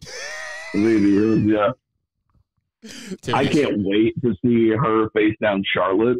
Just the promos between those two, let alone the match. Yeah, for real. Yeah, that's that. I was just thinking about, Charlotte. Under normal circumstances, we would be like, where's Charlotte at? Where's Charlotte at? We have not even remotely brought her up on this pod in a hot minute. Nope. In a hot minute. Doesn't matter. Oh, by the way, I finally have my 4 horsewomen ranked. It's Bayley, Charlotte, Sasha, Becky. That's way different than what you said before. Didn't you have Charlotte last? I didn't have. I was joking about Charlotte being last, just to kind of get some heat from you guys. But mission accomplished. Becky is fucking abysmal at promos. Like, yeah, Becky's no fun to watch. She's the worst fucking. Like her just talking. Like, it sounds really terrible. It's gonna sound really sexist. Like, her talking just is such a turn off, and I mean that not in like a sexual sense. I just mean like she is. This is her character. She does this tough guy talk all the time, and I'm the man, and blah blah blah, the New York Times bestseller. And she's always trying to make jokes, and she's not funny. Yeah, she's the fucking worst. She's also the biggest star out of all of them. So eat on that, 3 beer. Talking that shit. Ricochet and Dragunov confront each other backstage, and unfortunately, I was wondering why Ricochet was looking so good and talking that shit, talking tall shit. I'm like, Ricochet usually just doesn't get booked this strong. What's up with that? And then I found out the reason why. He just gets speared into next week by Braun Breaker. Not sure if it was meant for Dragunov. Maybe it was. Maybe it wasn't. Obviously, Braun Breaker and Dragunov have NXT ties, but Ricochet taking the bullets for Dragunov and getting speared into next week. I'm like, God damn, Ricochet just cannot just consistently stay over on the main roster for shit. Wins the speed title, never see that shit. Loses matches, good matches on TV, doesn't get pushed afterwards, and now here's a spear for your troubles. Thoughts on Braun Breaker destroying Ricochet backstage? Just gave a thumbs up. 3 beer thoughts on Braun Breaker destroying Ricochet? Really perfect. I used to think that Ricochet was underutilized in WWE, and I really kind of think he's just in the perfect spot. Like, he's just not that guy. He's really athletic, and he can put on a good match, and he's utilized perfectly. I think that he's a very valuable guy for them to have on the roster and to give TV time to. He can always have a good match. People are behind him. He never has to be a heel. His moveset is so fucking babyface. And, yeah, I agree. Braun Breaker fucking murdered him. He really did. It's like, God damn, dude. Fucking ruled, man. Gunther with a nice segment. Like I said before, I think Gunther is the next up and coming heel. He's the empty arena, that was cool. Yeah, I like that a lot. Baron Corbin with a nice little segment backstage. Not sure where we're going with Baron Corbin yet, but we'll see that. Surprise, surprise, Sonya Deville returns to WWE, and then specifically Raw in this case. Sees Zoe Stark and Shayna Baszler backstage. Zoe speaks, Shayna doesn't. TBA on what's that to come, but I do like the fact that Sonya Deville is back. I thought her character was really good until the point where some stalker decided that he wanted to fuck over her life, but that's another story for another time. Awesome Truth retains over JD McDonough and Finn Balor. I guess this is a good place to stop here. I don't know. I'm kind of at the point where I'm good on Awesome Truth. I think we've kind of gotten to the point where they've defended the titles a couple of times. Maybe I think this might be the third title defense. It was fun to get to this point.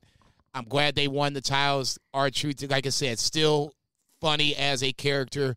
I'm at the point now where I'm kind of ready for the Creeds or whomever it is. I'm assuming it's the Creeds, at least in my head, in my heart. I want it to be the Creeds because it would just kind of go with the whole Team Gable kind of motif we got going on here. Somebody's got to take the titles off of Awesome Truth. Ultimately, that's where I'm going with it. This match was fine against JD and Finn, but if we're going to try to take the tag team title seriously, we got to take them off of Awesome Truth. Yeah, I mean, I should have known they were going to win just to get the crowd pop at Mania, but I like Truth a lot, and I think this is a great on-screen character, but I want the tag titles to be more than this, and I feel the exact same way. Yeah, it really defines them down. Truth getting the pop at Mania makes all the sense in the world. All for it. Should have lost at Raw the next night. The old Zack Ryder. God damn, dog. There you go. Damn. I was about to say niggas can't even get a title defense. I mean, what the fuck? Lyra Valkyria and Liv Morgan. The old Sasha Banks. Tell him when he's telling lies. Lyra Valkyria and Liv Morgan confront each other backstage. Becky gets her receipt from the week before. Becky comes out. Liv comes out again. I guess this is where Liv decides she wants to get in the ring, but then doesn't. Where are we standing on Becky versus Liv? I know you guys are not huge Becky Lynch fans, but what's your level of excitement for Liv versus Becky and Saudi? We'll start with Bill first. 0. Damn. 3 beer? Yeah, I don't really care that much. Like, I'll watch it, but like, I'm not interested in it. It's gonna be on there in the daytime, so I'm definitely gonna watch it. I'm definitely gonna be folding laundry or doing dishes. Exactly. Definitely gonna be folding laundry. I was saying, if I got, depending on the match breakdown, this might be the shower match for myself, but that's just me. Another. You'll bring it into the shower with you though, because that's something that I mean. Look, man, you gotta say you trying to get me caught up. What's wrong with you? Karrion Kross catches Xavier Woods backstage. Unbelievable where this podcast goes. Fucking unbelievable. Let's say you the motherfucker that's supposed to keep this together. Me and Zach are the adolescents apparently. Karrion Kross catches Xavier Woods backstage. Same message he says to Kofi. What does this mean? That they're getting ready to feud.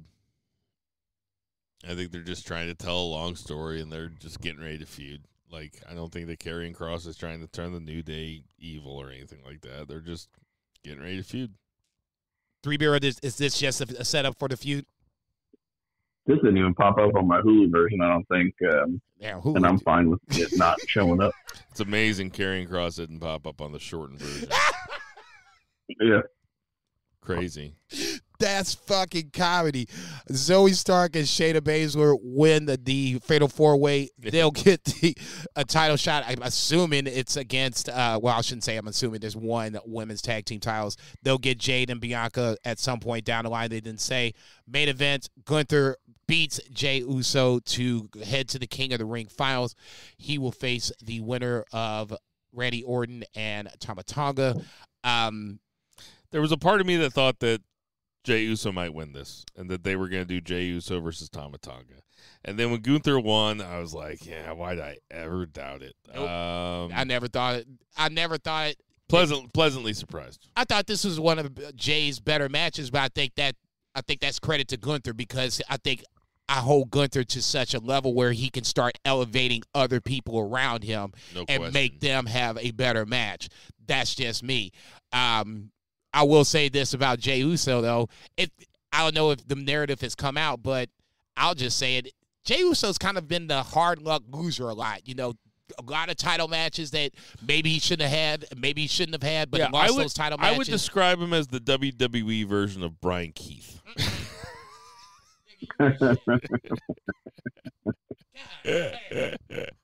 Three Beer, what'd you think about the main event? Well, pleasantly surprised about the Gunther win because Jey Uso is the number one babyface on the brand right now. Like Rollins is hurt, you know, Punk's hurt. So as far as like guys, like he's the top babyface. So really kind of cool that they had Gunther beat him. Also, Gunther as like the King of the Ring sounds awesome. Not saying that's my prediction, but that sounds awesome. Pretty interesting. Yep. I think it's awesome they beat Jey Uso. Yeah, I was going to say another submission / referee stoppage, whatever you want to call it. I love the fact that Gunther is stopping matches versus pinning guys. To me, that just adds another layer, like I said last week, of just mystique to Gunther. You know, he was already pretty much being booked as this unstoppable force. Now you're bringing this other level of a submission game to this shit. Gunther's just going to be that dude coming up. 2024 could be the year of Gunther. Yes. I mean, we might be entering the era of Gunther. Very well could be, especially on the Raw side where he's positioned. It's not like anybody that's opposite Cody Rhodes is like the same way it was opposite of Roman Reigns. You know Cody ain't dropping the title the same way that Roman ain't dropping the title anytime soon. So the opposite champion is probably going to be the champion that's going to be not in rotation, but Damian Priest is going to lose at some point. You know, whoever he loses to will hold the title for a few months. Somebody else will beat him, hold the title for a few months. So something I saw on Wikipedia today when I was writing down stuff for predictions was that the winner of King of the Ring gets their brand's title shot at SummerSlam. Yep, saw that too. So King of the Ring is basically the first half of the year's Royal Rumble. I mean, if you win the Royal Rumble, you get a shot at the title at WrestleMania. If you win King of the Ring, you get a shot at the title at SummerSlam. That's fucking badass. It means, you know, it takes away the comedic part of King of the Ring under the Vince regime. Oh, yeah. It makes it a way bigger deal. You get the guaranteed main event at SummerSlam? Yeah. SummerSlam going to be 2 nights in 2026. That was the other thing I wanted to talk about. I think that's huge. Gunther will hold every title in the company at that SummerSlam. There's going to be 8 Gunther matches. SmackDown tag, Raw tag, Women's tag, Women's, IC, Gunther US. Ain't leaving. Just bring out the next motherfucker. I mean, damn. He's just slapping titties. That's the curtain jerker. Him just slapping titties. Yep. FTW. He's got every belt.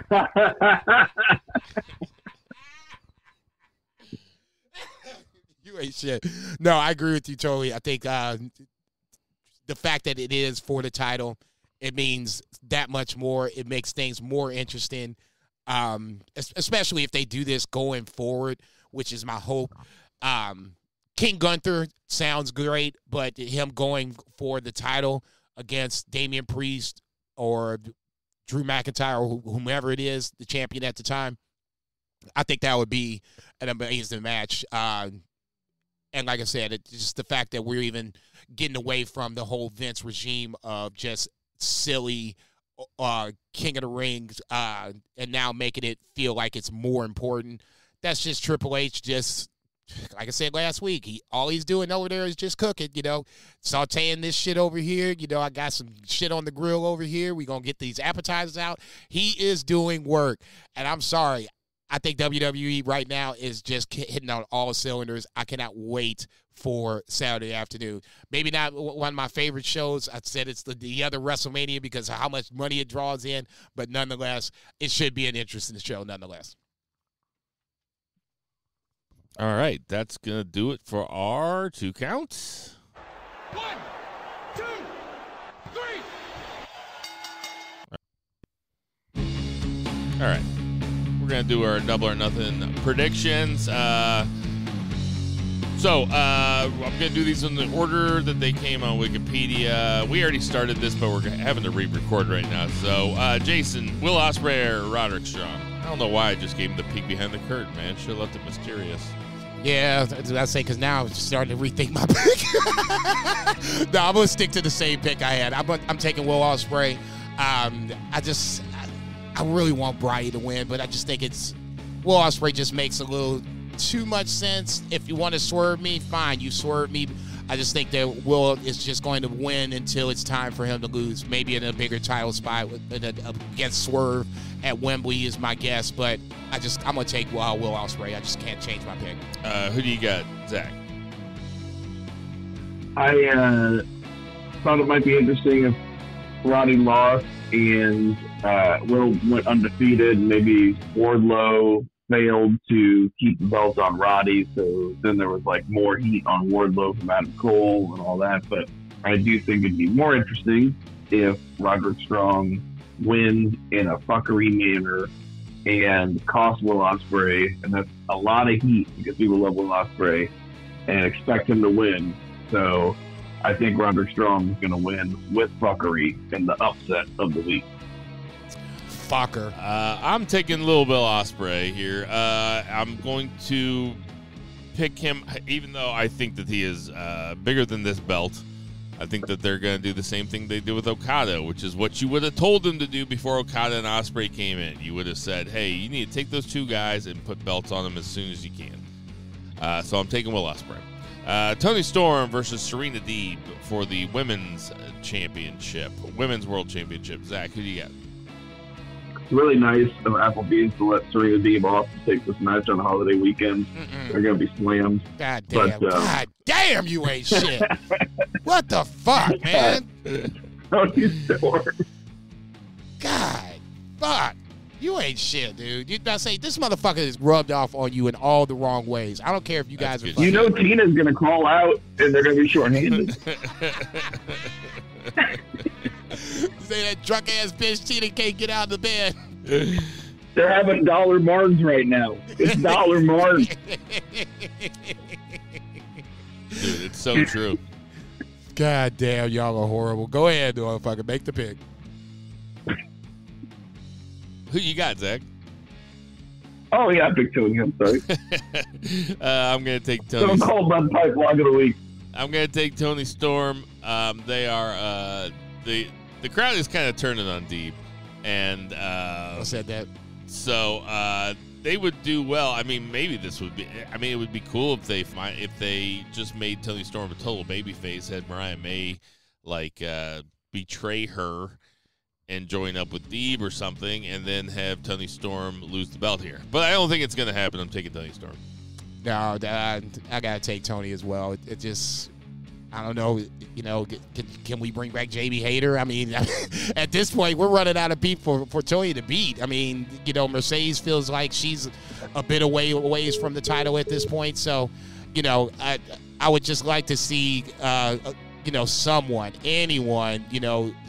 be able to stand across from Toni Storm and not be booed mercilessly like poor Serena Deeb was on Wednesday night. But, neither here nor there. In this scenario, got to take Toni. Stone Cold, that pipe lock of the week. Zach, can you hear us? Yep. Sorry, Okay. that was my bad. All good. Next up, we have Edge versus Malachi Black for the TNT Championship in a barbed wire steel cage match. A little torn on this one. This is the one that I think that we could actually see some fuckery, but I also think... Fuck. I'm taking Edge. Who you got, Jason? I said before we had to re-record. This is one of 3 matches that I would consider as an upset of the week special. Zach took one. This is another. It's a coin flip because Edge is who he is, or Adam Copeland is who he is. It just feels like this is the right pick. But Malachi Black, I want him to do more. I feel like he should be more. This feels like a right spot for him to win. You got House of Black, lurking in it's right there. So who are you taking? I'm going to do it. I'm going to take Malachi Black in the upset special of the week. There you go. Love it. Who you got, Zach? I love that. I do agree with Jason that this does seem like a total coin flip. This is really hard because That's what I she don't know. said. I think I'm going to go Edge, though. I'm going Edge. All right. Next up in the championship eliminator match. So it's not for the championship. We have Jon Moxley versus Konosuke Takeshita. Who do you got, Jason? This is going to be really good. No doubt about it. Takeshita will bring the goods. Moxley is Moxley. I don't know. I feel bad for Takeshita because I just feel like he's going to lose. I'm picking Moxley. Zach, who do you got? Moxley. Wow, that is surprising that both of you took Moxley so assuredly there. So why are they having, this is what we were talking about earlier. Why are they having the championship eliminator match on a pay-per-view if they're not going to have the challenger win? I think this, at least I'll speak for myself, the championship eliminator match, it doesn't really always feel like it's supposed to have the challenger win. It's, to me, it's like a showcase. We're showcasing, in this case, Takeshita. Okay? If they really wanted Takeshita to be a number 1 contender like they have Evil, they would have just done it. They're not doing it. They're doing this to fill the card, which is fine. We're going to get a good match out of this. Dare I say great? Yeah. I guess I just want you guys to take Takeshita so I could take Moxley because I thought that I was going to be going to be swimming upstream on this one. No. I took Malachi Black. That's my fucking grenade for the week. All right, Zach. I bet against Will Ospreay. So. That's the only one I'm giving. That's true. You can eat a dick, motherfucker. I have not made a ballsy pick yet. I keep going in these things and being like, but I got a 1-point lead. I'm protecting it. Next up, I want to hear from least to most. Shibata versus Hook versus Chris Jericho, the Learning Tree, for the World Championship. Zach, you're up first. Yeah, somebody who likes this shit can go first. I am fully in the Jericho vortex, and I think it's going to be Shibata least, Hook second to least. If Hook wins the FTW title back, he's just going to have it forever. So he's got a distance in from it. It's going to be Chris Jericho walking away with this thing. I have the exact same order. Jason's nodding his head. Same order. Same order. Okay. Got to get Hook away from the FTW title. The Bang Bang Gang versus Death Triangle for the Unified Trios belts. I'm up first here, so I'm taking the Bang Bang Gang. I'm into this match. Death Triangle fucking rules. Jay White fucking rules. I love the entrance. I'm taking the Bang Bang Gang. Makes sense. God damn. I really want to take Death Triangle. I just don't see them doing anything with Jay White. I'll take Bang Bang Gang, Bullet Club Gold, whatever we're calling them nowadays. I just hope for it's a good match. Hopefully it's not in the buy-in portion of the program, so that way it gets 10, 15 minutes. This deserves time. If we're going to have, 15 matches, I want this match to get some time in this motherfucker. Ass boys need to bump. Zach, who you got? I hope it is in the buy-in. Also, I don't really care because I'm not watching this live. So, yeah, I know. I got the Bang Bang Gang. And you know what? I got to say, overall, I'm not watching this live. I'm camping on Sunday. I'm not even mad about it. I expect the Sabre to be really good, but at the same time, there isn't anything on here that I feel like I have to see immediately. Agreed. Up next, Jason, you are up first. Willow Nightingale versus Mercedes Moné for the TBS Championship. Who you got? I was thinking about this watching Dynamite last night, and I was, now I'm invested in this way so more than I was beforehand because there was actual physicality. We saw Mercedes take a bump, and that to me felt like, okay, now we're getting into, this, the juices are flowing for this match to get good. I expect it to be just as good as their first match. I expect Willow to just ragdoll Mercedes in certain spots, but I think this is where we finally see Mercedes heal it up for the dub. I got Mercedes Moné winning the TBS Championship. Okay, so I went in a little different direction here. I think that Willow Nightingale is going to win, and I think that she's going to win cheaply in some kind of roll-up situation, and Mercedes Moné is going to flip her shit and do some damage to Willow Nightingale, maybe with some help from somebody. I don't know. I'm taking Willow Nightingale. This is ballsy pick. There it is. There it is. Who you got, Zach? I got Mercedes, even though I feel like she should be going for the other belt. Yes. They brought her in. They paid her a lot of money. And this is her first match, and I just don't see her losing her first match, but I like your story. Dig it. The Elite versus Team AEW in an Anarchy in the Arena match. Zach, who you got? I'd have to go back in history. I feel like the faces usually win these things. Mm-hmm. I feel like that's not going to be the case this time. I think it's going to be the Elite. I don't know who's going to get the pin. If I had to guess, I'd say Okada. Who you got, Jason? I think you're right on history with the Anarchy in Arena match. I think there's, been 2 or 3 baby faces have won them all. I'm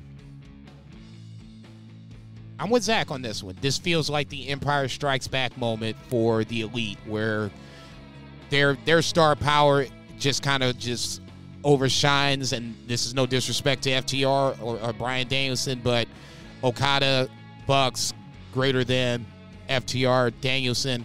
This feels like the right time to keep the heel momentum going for the Bucks and Okada, Jack Perry as well. I wouldn't be surprised to see Jack Perry get the dub on this one. I'm taking the Elite. Yeah, I'm taking the Elite, too, for all the reasons that you guys stated. I'm looking forward to the match. Yes, and our Anarchy in the Arena is probably one of our least favorite steps to come in, but then the last 2 or 3, they've always they converted me. So in that scenario, I'm ready for it. Even the pandemic one where they were like on the football field and Hangman did that like 80-yard lariat. No. Do you remember that? Yes, I do. No, that's not the one I'm talking about. And then finally we have Swerve versus Christian for the belt. This is my Stone Cold Lead Pipe lock of the week. They're not putting the belt on Christian here. I am taking Swerve Strickland but will be a shit show. I don't know if it's going to be a shit show, but yeah, it's going to be a lot of fuckery. Yeah, I expect Swerve to be swimming upstream all the way to defending the title. But here's my only thing, and this is completely, off topic of the match itself. Zach, what's your pick? I'm assuming you're taking Swerve as well. Yep. Okay, so AEW has announced this as one of 3 main events: Anarchy in the Arena, the TBS title, and now the AEW championship. Is it me? Is this a knock against Swerve, or am I just looking to get something to be mad about? I don't think so. I think it's not a strong contender. I think if anything, it's a knock against Christian Cage. Why do you say that? Christian Cage, I think, is obviously one of the biggest heels in AEW, arguably the biggest heel. Just for me, and this is just me, I'm never a big fan of double main events, triple main events. Just pick a fucking title. The title match should be the main event. They have to make Sasha Banks seem like a big deal. They have to call her then match whose a fucking fault is that? Well, it's not that big of a deal for them to say there's 3 main events. I just think it's just silly. Okay, to me, the AEW championship should be the main event. If you want to throw Anarchy in the Arena in there, okay, I'm willing to give you that slide too. Plenty of stars in that motherfucker that's going to be crazy. Mercedes Moné's a big star, man. I got to say, there are probably less than 5%. I think that's even being very conservative. Less than 5% of people buying this for Christian versus Swerve. It's going to be one or the other matches. So everybody's taking Swerve. Everybody's taking Swerve. Okay, so we're going to move on to the Queen and King of the Ring that's taking place in Saudi Arabia. Did you guys see that a new big report came out in the Atlantic this week that the government of Saudi Arabia was actually way more integral in planning 9/11 than previously thought, and the main head guy, the guy that was like kind of running the whole deal, was the ambassador to the United States from Saudi Arabia, and he was real big buddies with the Bush presidents. So Saudi Arabia actually did 9/11. It's like this huge report that came out.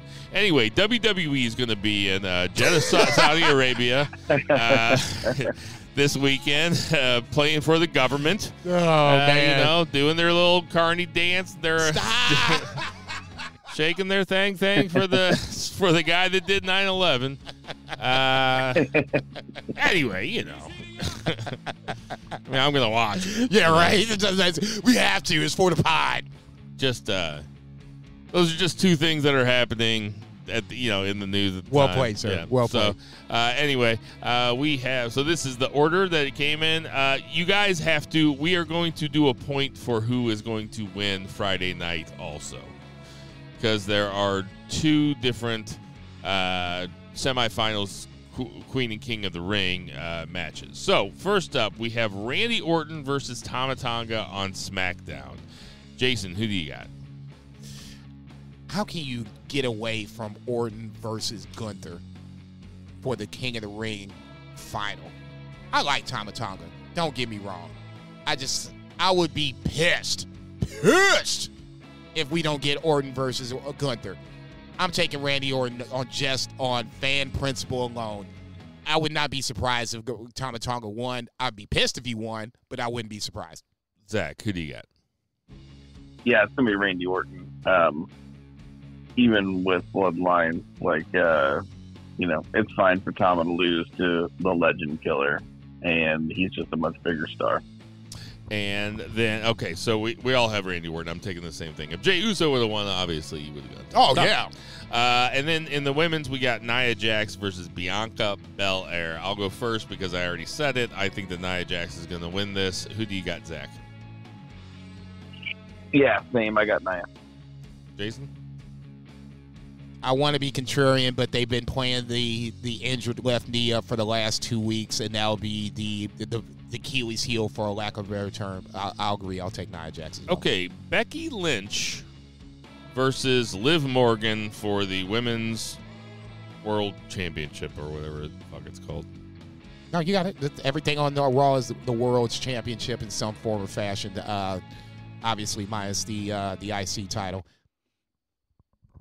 I'll go first. That's fine. This could be the upset special of the week, whether you like it or not. I'm not going to do it. I'm not going to do it. No. I would like to, because I think Liv Morgan is in position to usurp Becky, help take over Judgment Day moving forward. Then you have Rhea come back. Who has the title? Her arch enemy, Liv Morgan, or one of them in this scenario. I'm not going to do it. I think they play it conservatively. I'm taking Becky Lynch. S-A-W-F-T. Soft. Who do you got, Zach? Oh, man. This is tough because, you know what? I'm gonna put it out there. I like it. I'm gonna say Liv, even though I don't think so. Yeah. But I think it's gonna be a long shot. But I like the idea of Rhea coming back and winning it off Liv because she hurt her. So I don't think it's a long shot. I really don't. We are mixing it up. I'm taking Becky Lynch. This motherfucker here talking shit. Next. From least to most, Zach, I want to hear about Sami Zayn versus Bronson Reed versus Chad Gable for the Intercontinental Championship. Who do you got least to most?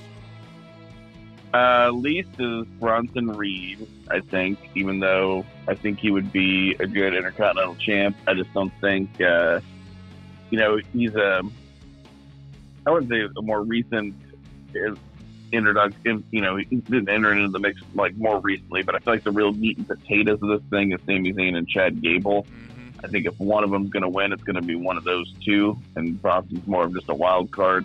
That said, as cool as it would be, Chad's doing great work. I feel like Sami's going over to Saudi to lose. I'm taking Sami Zayn.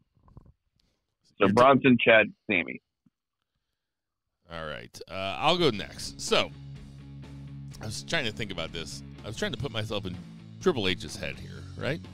Shit, good luck, man. I was about to say. So how do you springboard? How do you use this match and make all three guys either the same or better than they were? It's you have Chad Gable cost Sami Zayn the match.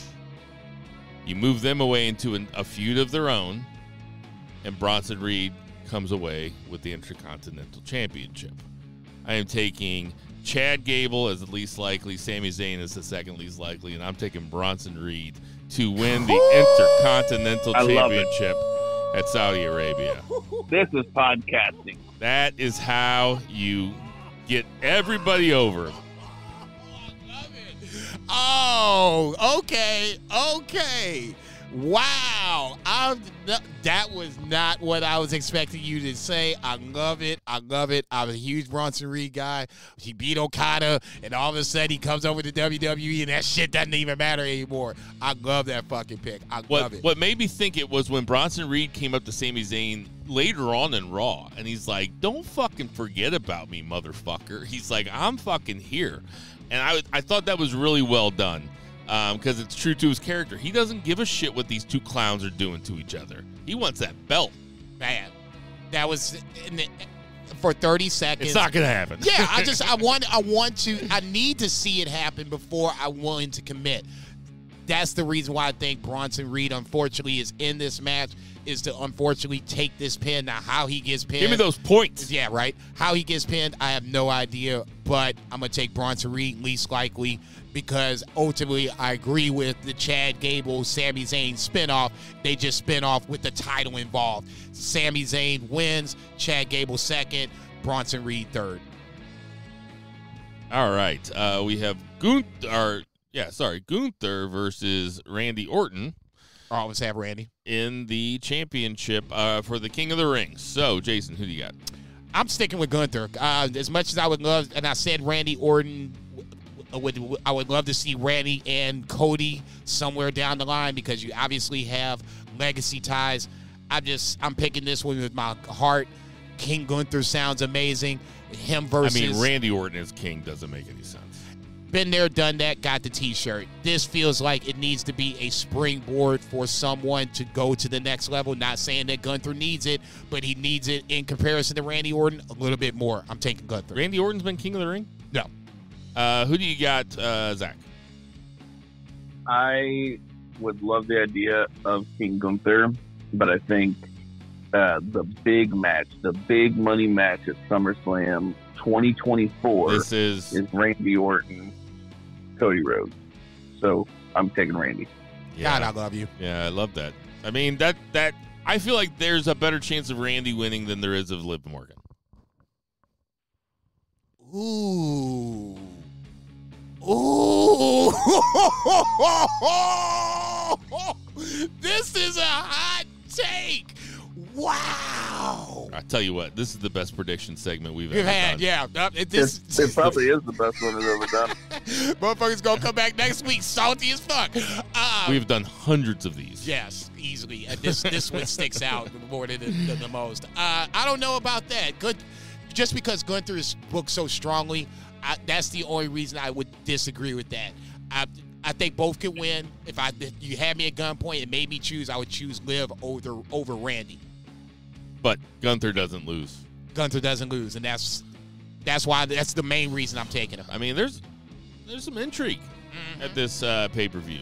Both pay-per-views have some little intrigue going on. I Yeah. mean, there should be some work rate matches, but there should be storylines advancing as well. So we all took Nia Jax. Nia Jax versus Lyra Valkyria. I have already said that I am taking Nia Jax. Who you got, Zach? Yeah, I am taking Nia Jax as well. Nia Jax versus Bayley is something that they teased before Bayley won the title. Now you have the opportunity to actually cash in on that feud. Nia Jax, I said before, deserves a little push, especially since she's come back from her getting released. Perfect chance to do it. Lyra Valkyria is just it's a way to give Nia Jax a belt without actually giving her a belt. Yeah. And then finally we got Cody Rhodes versus Logan Paul. Very much looking forward to this too, even though it seems a little bit more predictable. Jason, who you got? I got Cody. This could be the match of the night. I got high expectations for it. This is going to be a really good work rate match to close the show. And like I said, I got some expectations for it. I expect this to close the show strong. This is not going to be the match of the night. We got Chad Gable, the underrated, the underused Chad Gable. No. Most underused dude of all time. No. In a Vegas special triple threat with my man Sami Zayn and fucking Jonah. No. Come on. No. Don't get me wrong. I got expectations for that too. I got expectations for that too. That match is gonna fucking rule. This is for the title though, okay? This is part of the reason why we came here. That's why I'm saying Logan Paul brings it every fucking time. No doubt. Every time. He's gonna be able. He's gonna be able to pull a good match out of Cody. Yeah. Oh. That's really good. Zach, who you got? You ain't shit. I got Cody Rhodes. Yep, I got Cody Rhodes as well. So those are our predictions. Good match out of Cody. Just for the record, the score is 74 to 73 to 70. Bill, Jason, Zach. So there can be some ground made up here, or maybe I'll just start pulling. I'm probably not making it up. It's probably you guys are pulling away. No, I think they're. I don't know. You got a couple weird ones out there. You got Orton. That's a weird one. No, once he said it, it makes total sense. You got Roderick Strong. You can make up a little bit. Anyway, so that was our 3 count. 1, 2, 3.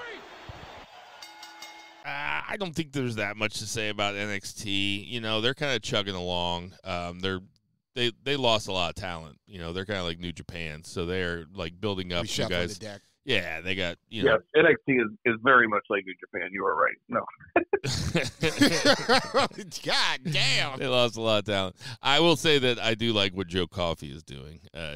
Joe Coffey had a big night the other night. He was everywhere. Yeah, it's cool that he's back. But Jason, why don't you give us Zach? Have you had a chance to watch any Battle of the Super Juniors? I have not watched a single match. I could have today. I just forgot it was even a thing. That's how low New Japan's fallen in my priority watching rankings, unfortunately. Well, I'll say this about Battle of the Super Juniors is that there is no English commentary. There is. There is? Yeah, you just have to go. Because I'm not going on the New Japan app. Should I go on the New Japan app? Yeah, I'll show you how to do it. It's super simple. Okay, well, that's what I need to be watching it on. So how much is left, Jason? What's going on with it? I guess, what day was this? The 22nd. So this was yesterday. I'm sorry. So this was day 8. So we're down to, I believe, the last 4 or 5 days coming up. Dominion is the 4th, if I'm not mistaken, the 4th or the 5th. So yeah, we're getting to the nitty gritty here. Just to go over it really quick. Teton in Block A has now taken the lead. He's sitting at 10 points over Blake Christian, who started off strong. He won his first 3. Has now dropped 3 in a row. He's at 8 points.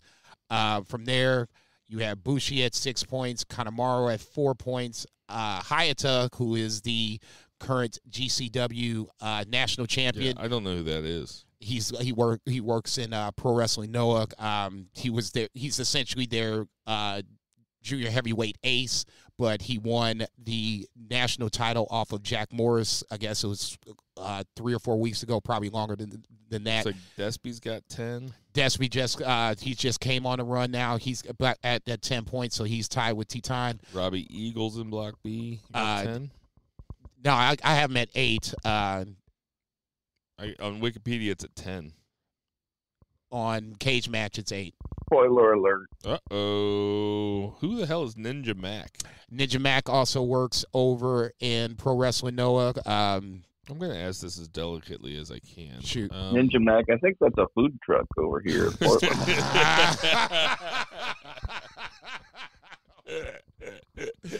Stop. I'm going to ask this as delicately as I can. What is Ninja Mac's ethnic background? I have no fucking clue. Does he wear a mask? It's just Yes. El Gringo Loco in Japan. Is it? I mean, the style ain't too far off. I mean, Is they're he black? both. I don't think he's black. If he is, he's a light-skinned black, like a motherfucker. Man, Ninja Mac could be anything. He could be anything. The true melting pot. No, of it's Yeah.